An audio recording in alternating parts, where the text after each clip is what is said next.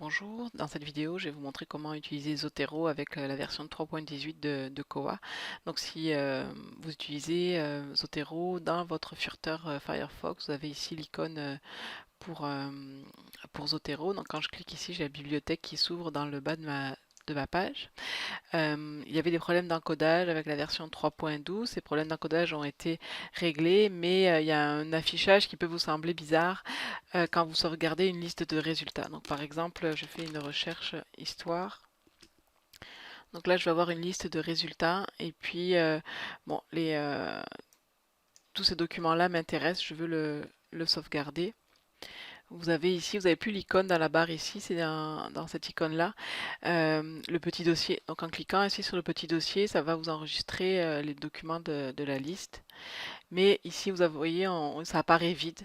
Euh, je ne sais pas encore comment régler ce problème-là, mais on va dire que vous avez déjà sélectionné, c'est la page que vous voulez sauvegarder. Donc les résultats de cette page-là. Si je fais Select All et je fais OK, les documents vont bien s'enregistrer. Donc là, ça va prendre un peu de temps. Mais les documents donc, de la première page de résultats vont s'enregistrer dans ma bibliographie, dans ma bibliothèque de Zotero. Je vais fermer ici.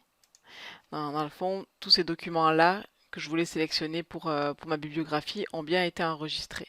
Si je vais dans une notice, là ça ne change pas. Pour Zotero, il n'y avait plus de problème d'encodage, mais donc là c'était concernant les caractères accentués qu'il y avait des problèmes. Mais quand je clique ici, la notice va bien s'enregistrer dans ma bibliothèque. Donc là, quand je regarde, j'ai pas de problème d'encodage, puis les autres ont été enregistrés également. C'est juste que quand vous faites une recherche et que vous voulez sélectionner la liste de résultats et l'enregistrer, donc votre recherche, vous l'enregistrez dans Zotero et que vous cliquez sur le dossier ici, il n'y a rien qui apparaît dans le texte, dans la case, mais en sélectionnant tout et en cliquant sur OK, ça va enregistrer. C'est sûr que vous ne voyez pas quel document vous voulez, mais euh, pour l'instant, c'est la seule façon de faire.